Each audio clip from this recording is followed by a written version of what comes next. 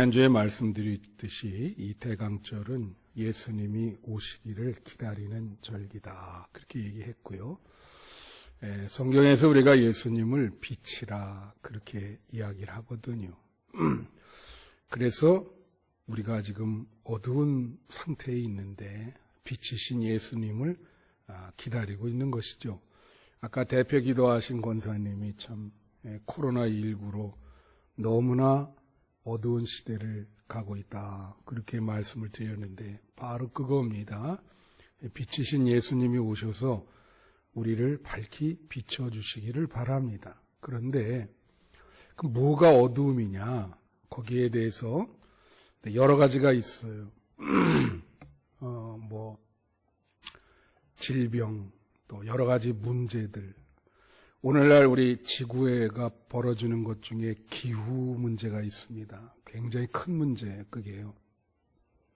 그런 거 있지만, 특별히 성경에서 얘기하는 거는 뭐라냐면, 우리의 무지에 대해서 얘기해요. 무지. 영적인 무지.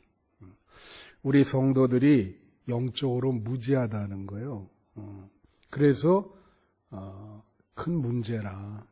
우리가 잘 알고 믿어야 되는데 무지한 상태로 신앙생활 하는 사람들이 참 많다는 거죠. 특별히 이 히랍 사람들은 죄 중에서 가장 큰 죄를 무지의 죄다 그래요. 아는 것은 덕이고 모르는 것은 큰 죄다. 그렇게 이야기를 했습니다. 그래서 이제 영적인 무지의 상태에 우리가 처한 거죠. 지난주에도 말했지만 욥이 그 마지막에 하나님께 회개하면서 무지한 말로 이치를 가린 저를 용서해달라 그렇게 얘기하죠. 또 깨닫지도 못하는 일들을 함부로 말한 거를 용서해달라 그렇게 하나님께 회개 기도를 했거든요. 그래서 여러분 영적인 세계에 대해서 얼마나 아십니까? 우리 신앙생활이라고 하는 것은 영적인 세계를 믿는 거거든요. 그래서 제가 여러분이 이제 오랫동안 신앙생활 했는데 그걸 한번 묻고 싶어요. 영적인 세계에 대해서 얼마나 아시는지. 오늘 본문 말씀에 그 요한복음 4장 25절에 뭐라고 나오냐면 여기 비춰주면 좋은데 4장 25절에 오실 그이가 알게 하십니까? 오실 그이가 알게 하리라. 그렇게 나와 있어요. 우리 요한복음 5장 25절을 다 같이 한번 읽겠습니다. 한번 보십시오. 자, 요한복음 4장 25절 시작. 여자가 이르되 메시아 곧 그리스도라 하는 이가 오실 줄을 내가 아노니 그가 오시면 모든 것을 우리에게 알려주시리이다. 할렐루야. 오늘 설교 제목이 뭐예요? 오실 그이가 알게 하심입니다. 오시는 예수 그리스도 메시아가 영적인 진리에 대해서 모두 다 우리를 깨닫게 해주실 것이다. 그 말이요. 실제로 요한복음 4장에 예수님이 이런 말씀을 하시기 전에 이 사마리아 여인에게 4가지 깨달음을 주십니다. 그리고 이제 이런 말씀들이 나오는 거죠. 그 4가지 영적인 깨달음이 굉장히 중요한 거예요. 우리 신앙생활에서 반드시 깨달아야 될 거예요. 여러분들 오늘 말씀을 그래서 잘 들어야 돼. 내가 신앙생활 하는데 정말로 영적으로 깨달아야 될, 반드시 깨달아야 될 게 뭔가. 그 깨닫고 예수를 믿어야 돼서 예수님이 지금 사마리아 여인에게 그 4가지를 깨닫게 해주는 거예요. 그리고 이 사마리아 여인이 그걸 깨닫고는 물동이를 내려두고 이제 마을로 돌아가서 전도하기 시작했어요.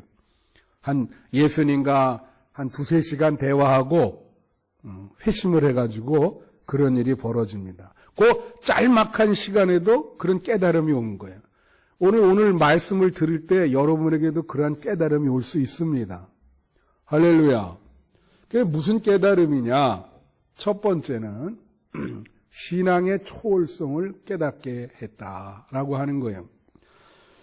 오늘 본문 말씀에 14절부터 15절에 이런 말이 있습니다. 내가 주는 물을 마시는 자는 영원히 목마르지 아니하리니 내가 주는 물은 그 속에서 영생하도록 솟아나는 샘물이 되리라.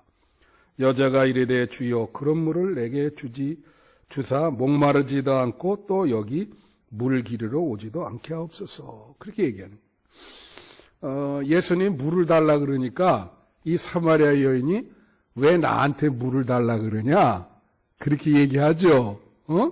그러면서 예수님이 이 물을 먹으면 금방 목마르는데 내가 주는 물을 먹으면 영원히 목마르지 아니하다.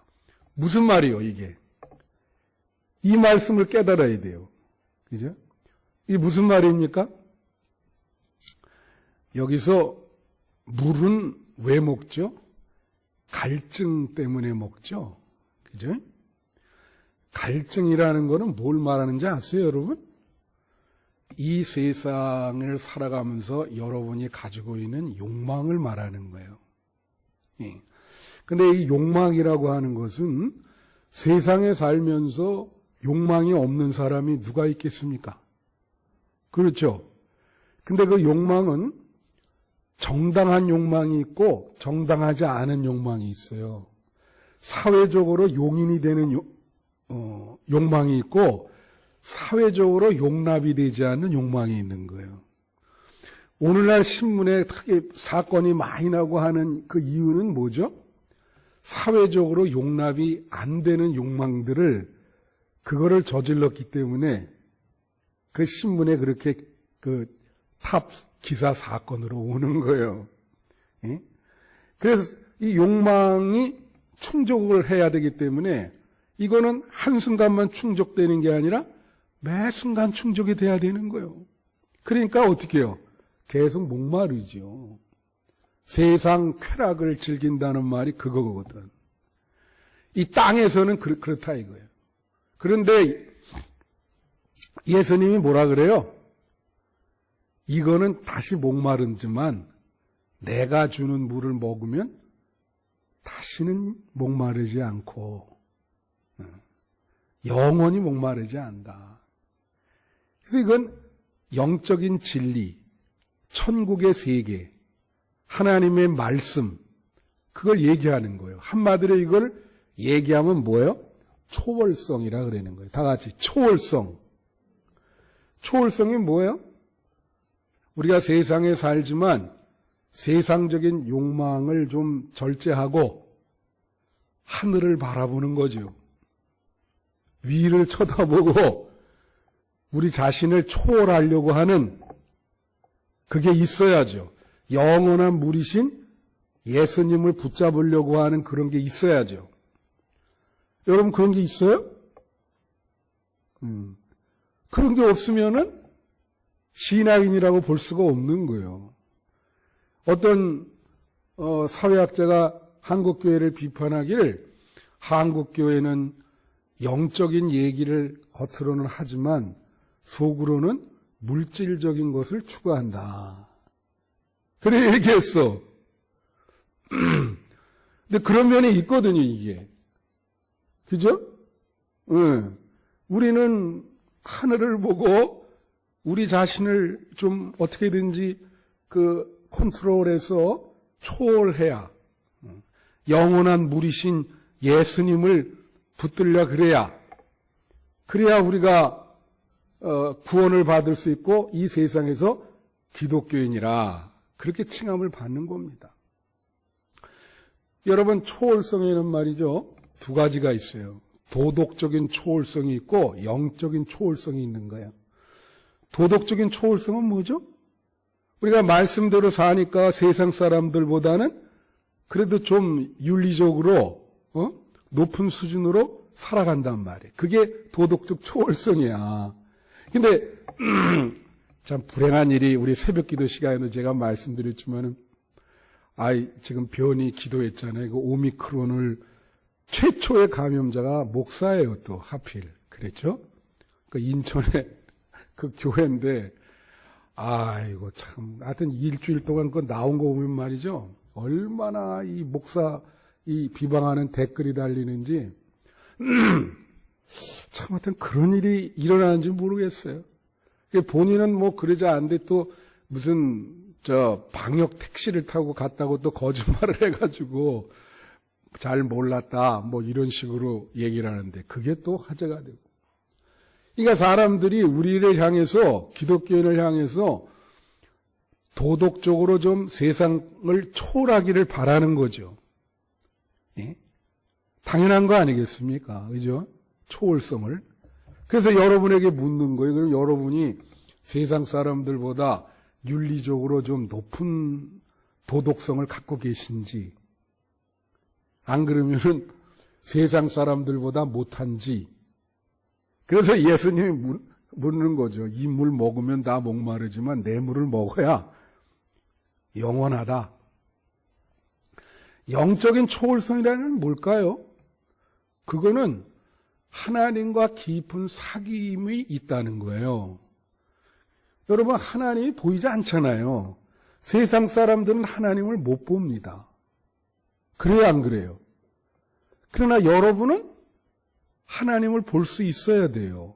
그리고 하나님과 사귐이 있어야 돼요. 기도도 하시고, 깊은 사귐으로, 뭐 생각 같아서는 영적인 은사도 받고, 뭐 방언도 받고, 그게 다 영적인 초월성이요. 세상 사람도 못하잖아요. 우리는 하나님과 사귀면서 기도하고 영적인 은사도 받고, 어떤 초월적인, 영적으로 초월적인 그런 믿음의 그 현상이 있다고요. 여러분에게 물어요, 제가.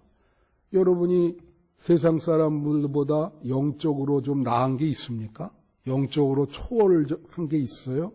보이지 않는 하나님과 깊은 교제를 나누십니까?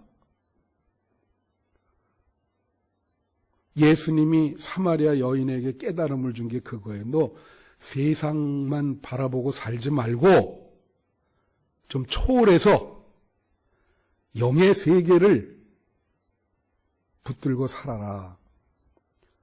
그래서 여러분이 이렇게 예배를 드리지만 여러분 나름대로 하나님과 교제가 있어야 돼요.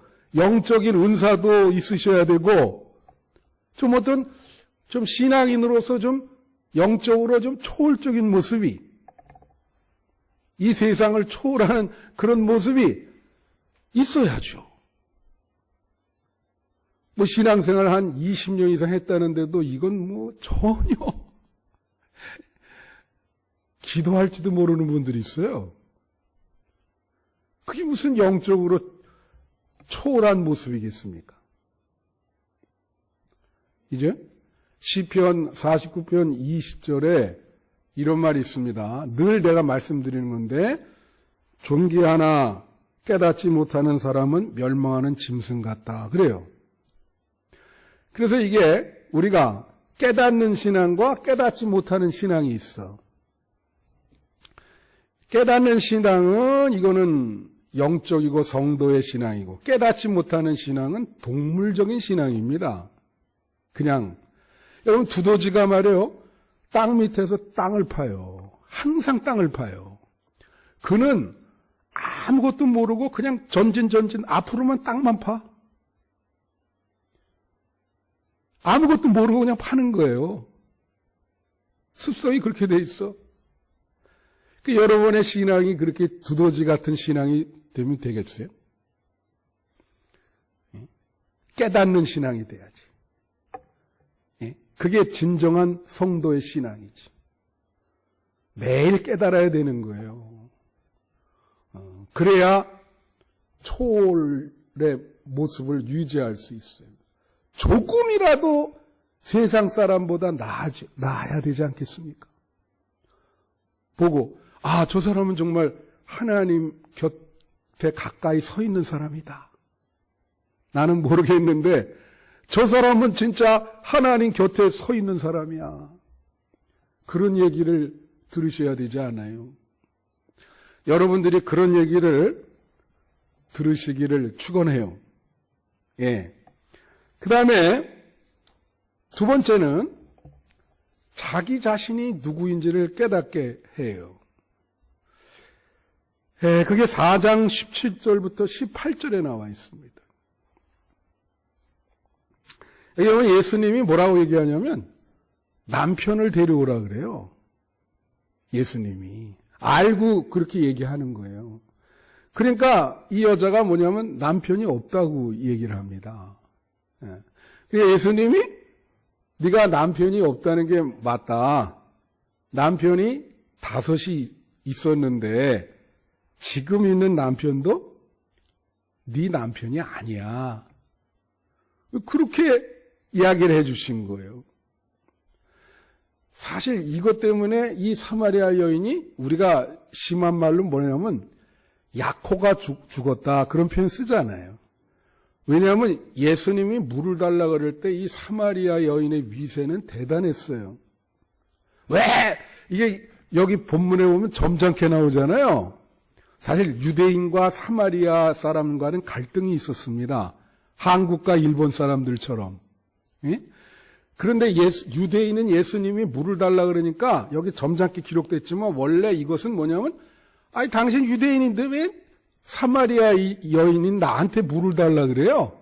하고 예수님께 핀잔을 준 거예요. 쉽게 말하면 뭐 얘기하면 계속 백백거리는 거죠. 친절하게 이야기를 안 하고 그런 상황입니다. 그때 예수님이 딱 네 남편 데려와라. 그분의 뭐라 그래 그걸? 그 한계, 약점을 찌르신 거죠. 왜 남편이 진짜 6이야? 참 수치스러운 일이죠. 그죠? 근데 이 본인이 그런 상황에 대해서 잘 인식을 했을까요? 우리나라 이게 신문에 나는 거 보면 자기의 잘못된 이런 거는 다 인식을 안 하잖아요. 그래서 제가 늘 말씀드리지만 내로남불이라 그러잖아요. 예? 내가 하면 로맨스고 남이 하면 불륜이다. 문제는 자기 자신을 알아야 되는데 이 사람들이 자기 자신에 대한 이 지식이 별로 없어요. 자기 자신이 어떤 존재라는 것을 객관적으로 정확히 깨닫지를 못해. 근데 예수님이 그걸 깨닫게 해준 거야. 너 이렇게 막 자신감 있게 당당거리면서 얘기하는데 너는 이 사회에서 정말로 용인받을 수 없는 아주 수치스러운 여인이다. 너 왜 그걸 몰라? 나한테 막 이렇게 소리 지르고 하는데 아니 남편이 6이나 있는 사람이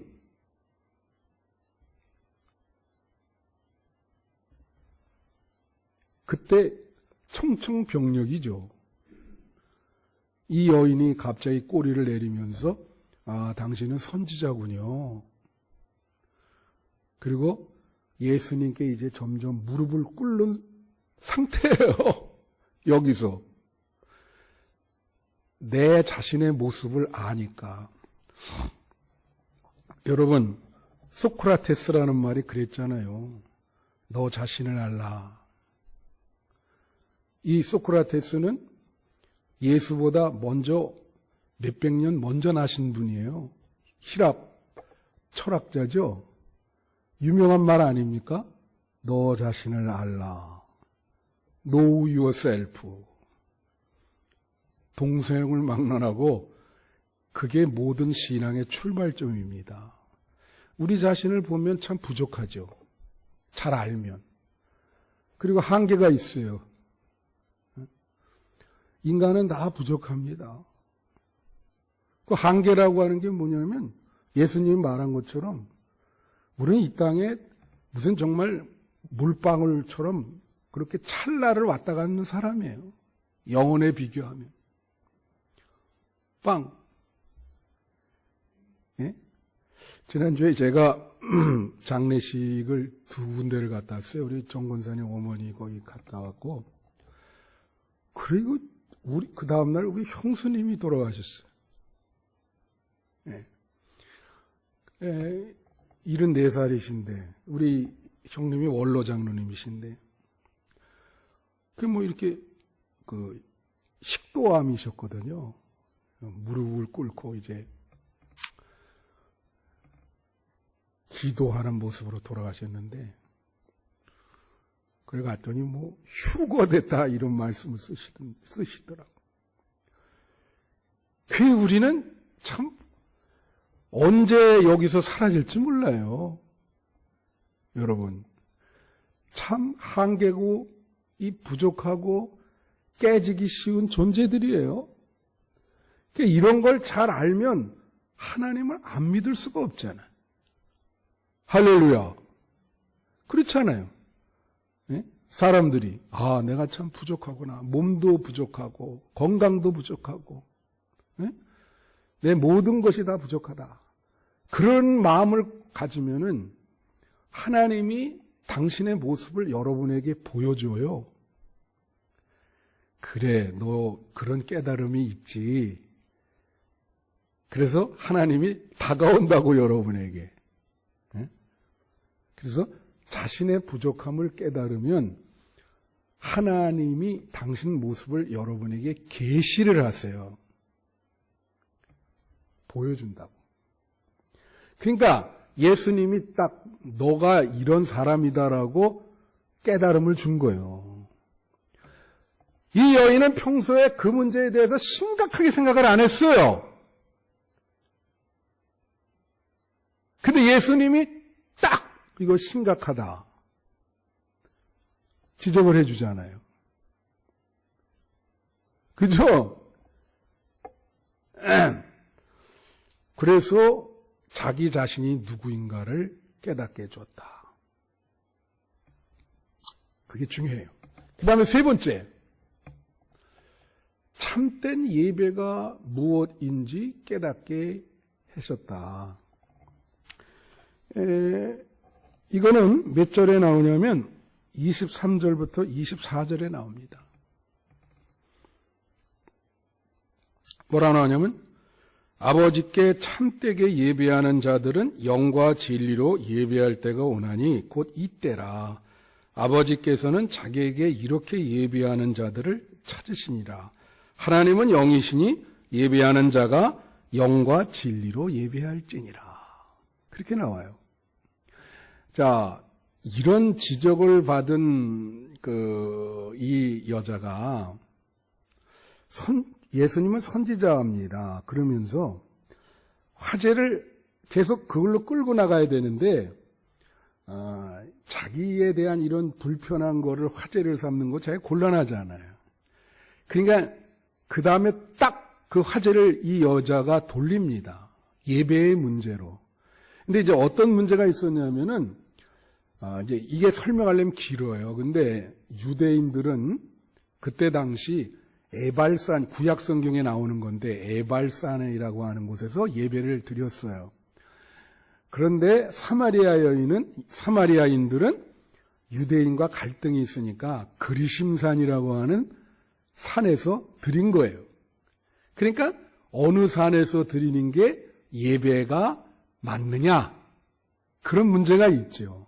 그래서 다시 유대인과 사마리아인과의 문제를 언급하는 거예요, 이 여자가. 그러면서 우리는 그리심산에서 예배를 드리는데 어디서 예배를 드려야 되느냐? 이제 그게 나옵니다. 오늘 여러분 예배 드리죠. 어디서 예배 드립니까? 한빛교회에서 예배 드리죠, 지금 얘기가. 근데 예수님이 뭐라고 말하냐면, 잘 들으세요. 예배는 장소의 문제가 아니라 사람의 마음의 문제다. 다 같이 마음의 문제다. 그래서 예배를 우리 잘못 인식하면은 자꾸 예배를 장소 문제로 끌고 가거든요. 그래서 어디로 가야 어디 가서 예배 드려야 은혜가 된다. 또 큰 교회들 뭐 그런 얘기 많이 해요. 우리 교회에서 예배 드려야 뭐 은혜가 된다. 대부분 이단들이 또 그렇게 얘기하죠. 딴 데 가면 안 되고 여기서 예배 드려야 뭐 휴거 된다는 등 그런 얘기를 많이 한단 말이에요. 근데 예수님이 뭐라 그래요? 예배는 그런 장소 문제가 아니고 마음의 문제인데, 그리고 그래서 하나님은 진실로 예배하는 자를 찾는데요. 오늘 본문에 그렇게 나오잖아요. 여기 보시면 아버지께서는 자기에게 이렇게 예배하는 자들을 찾으시니라. 예배를 진실하게 드리는 거를 하나님은 찾아요. 아, 이 사람이 진짜 진실하게 예배를 드리나. 그러면서 뭐라고 예수님이 얘기했어요? 예배하는 자는 하나님은 영이시니 예배하는 자가 뭐예요? 영과 진리로. 다 같이 영과 진리로. 예배는 영으로 드리고 진리로 드리는 거죠. 영이라는 건 뭡니까? 사람은 영, 혼, 육으로 이루어져 있어요. 육은 말씀드리지만 어떤 욕망을 얘기하는 거고, 혼은 인간의 정신을 얘기하는 거예요. 하나님이 영을 주셨는데, 영은 창조하실 때 우리에게 씨를 주는데, 그 영은 하나님을 알고 하나님과 우리가 우리 몸속에서 교제할 수 있는 부분이 영인 거예요. 그래서 루터는 영이라고 하는 것은 우리 인간의 마음속에 가장 깊은 곳에 있다. 이너모스트라고 하는 표현을 썼어요. 우리 마음에 있는 가장 깊은 곳으로 하나님께 예배하는 겁니다. 영으로 예배하는 겁니다. 얼마나 이게 중요해요. 여러분 영으로 예배하십니까? 그러려면은 성령 충만함을 받아야 돼요. 성령이 우리의 영과 더불어 협력을 하거든요. 예? 그래서 하나님과 교제할 수 있도록 예배 볼 수 있도록 해준다고. 여러분 지금까지 예배 드릴 때 영으로 예배 드리시냐 이거지. 예수님이 그렇게 얘기했잖아요. 영과 진리로 예배하는 자를 하나님이 찾으신다. 진리라고 하는 건 뭐예요? 진리는 글자 그대로 진리, 진실, true. 그러니까 여러분 예배 드리는 마음이 진실하냐 이거예요. 진실한 마음으로 예배를 드리느냐. 다른 데 가서 우리가 이게 페르소나, 가면을 쓴다 그러죠. 여기 와서는 가면을 쓰면 안 되는 거예요. 하나님 앞에서. 무슨 말인지 알아요? 뭐 세상에 딴 모임에 가서 가면 쓰는 거는 우리가 뭐 어떻게 뭐라고 말씀드릴 수 없어요. 그러나 하나님 앞에서는 예배 드릴 때 특별히 가면을 쓰면 안 되는 거예요. 우리의 모든 걸 다 고백해야 돼요. 진실하게 다 여기 쏟아놔요. 예수님 또는 이런 사람입니다. 그게 진리로 드리는 거예요. 아예 교회 와서 예배 드리는데 하나님 앞에서조차도 가면을 쓰면서 어떻게 알았어요 그거. 사람 앞에서 가면 쓰는 건 괜찮아. 그러나 하나님 앞에 가면 쓸 수가 없는 거예요. 그래서 예배 시간이 진실하게 드려야 된다. 진실하게 드려야 된다. 진실하게. 하나님은 그렇게 진실하게 드리는 사람을 찾는다는 거예요. 오늘 예배 드리는 여러분도 하나님이 지금 진실하게 예배 드리는 찾으신다니까요. 그래서 이 여자가 예배에 대한 참된 예배가 뭔지 그거에 대해서 깨달음이 생겼어요. 지금 세 가지 생겼죠. 이 여자가 깨달음이.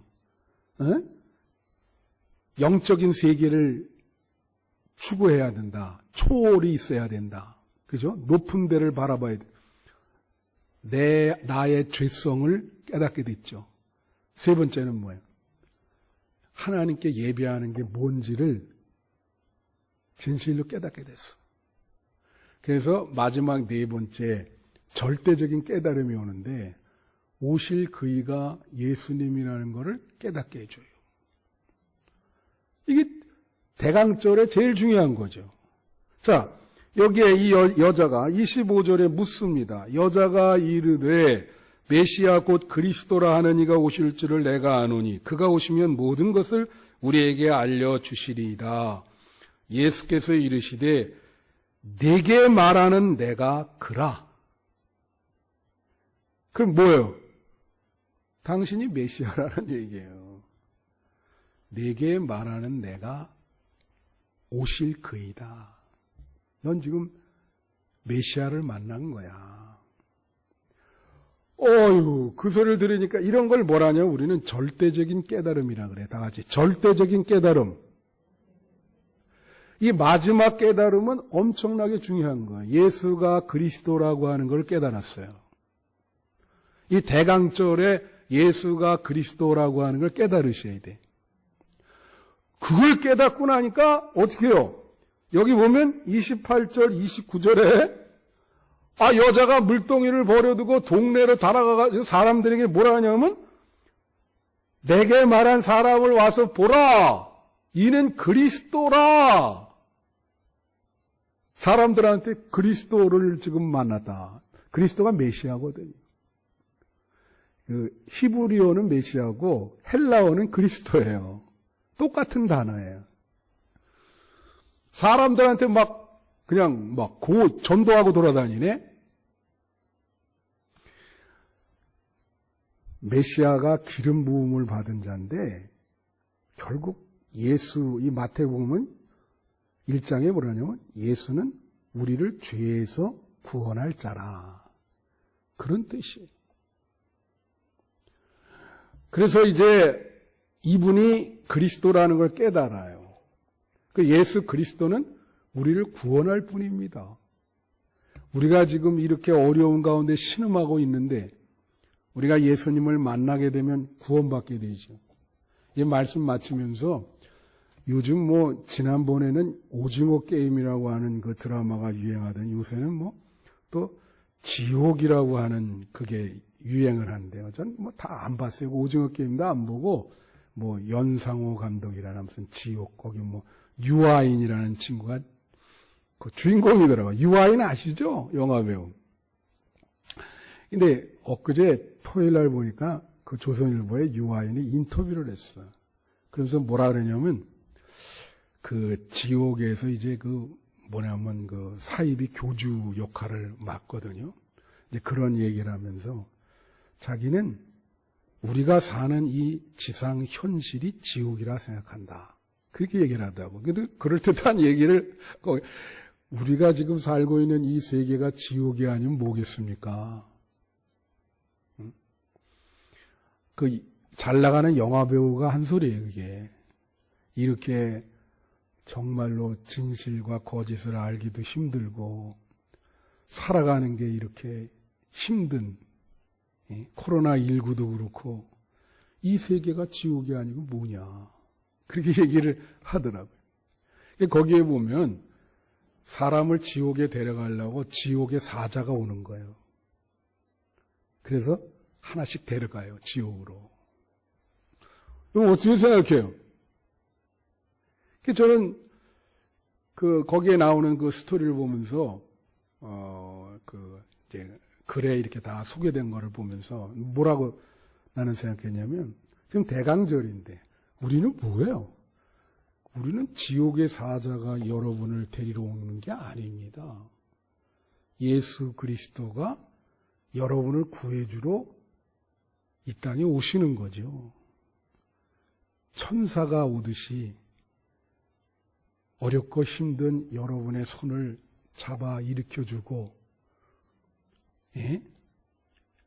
빛의 세계로 천국으로 인도하시려고 오는 거예요.